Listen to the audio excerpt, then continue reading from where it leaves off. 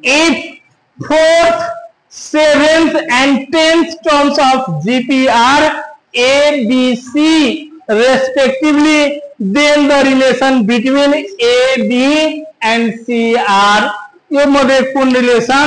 right हुन्छ त यहाँ केस कन्सेप्ट छ हाम्रो कि कुन टर्म छले फोर्थ फोर्थ त्यसपछि फिफ्थ सेभेन्थ र अर्को के छ 10th हैन नि किन हो अब यो के को टर्म छ त जीपी का तो पहिला म के हुनु पर्यो जीपी का टर्म्स को बारेमा जान्नु पर्यो लगन त फोर्थ टर्म जीपी का फोर्थ टर्म के हुन्छ T4 को फर्मुला के हुन्छ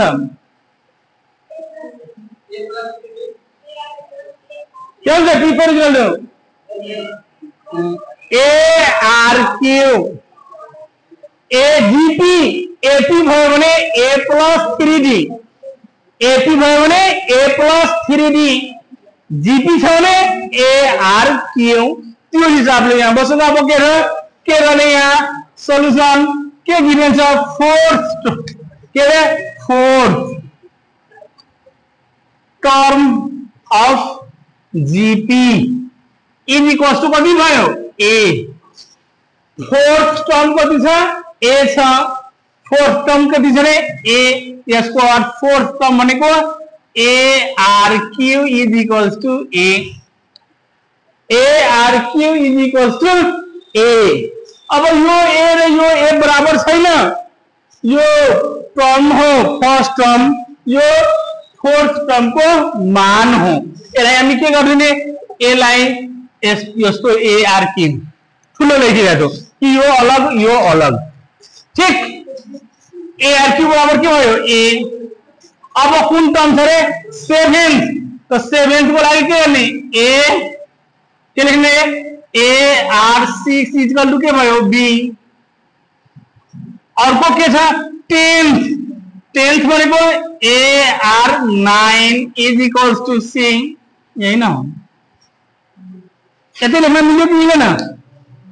फोर्थ भनेको ARQ equal to a fourth 7th and 10th terms of GP are A, B and C respectively चौथो पद जीपी का चौथो पद को मान कति छ ए छ तो चौथो पद के भयो ARQ बराबर ए सातों पद AR6 बराबर बी 10औं पद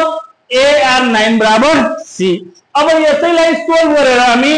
एबीसी का बीच को सम्बन्ध कस्तो आउँछ भनेर देखाउने हो अब हामी भन त यो दुटैलाई भाग गरियो भने यो दुटैलाई जोड्छौं भने हामी के गर्यो भाग गर्ने हो डिवाइडिङ यसरी डिवाइडिङ इक्वेसन 2/2/1 यसको अर्थ b लाई 1 ले भाग गर्ने त के हुन्छ रे AR6 ARQ बराबर b/a तो ए कति हो RQ के भयो RQ इक्वल टु b/a एउटा यस्तो आयो मैले लेख्यो बनाएँ ठीक फेरि यो दुटैलाई भाग गर्ने अगेन के गर्ने डिवाइडिङ इक्वेसन 3/2 तीन इक्वेशन लाई के भाग गर्ने 2 ले त के आउँछ यो AR9 AR6 is equals to के आउँछ C/B अब के कटियो यो ए कटियो फेरि R3 इक्वल टु C/B भयो कुनै टेन्सन अब यो RQ इक्वल टु यो छ यो RQ इक्वल टु यो छ यसको अर्थ हामी यो दुटै बराबर के लेख्न सकिन्छ b/a बराबर c/b अब यो दुटै मल्टिप्लाई गरियो भने के हुन्छ b² = ac के आयो रे b² = ac b² = ac सुन है एकचोटि फेरि हमने के कॉन्सेप्ट दिमाग में रखने कि 4th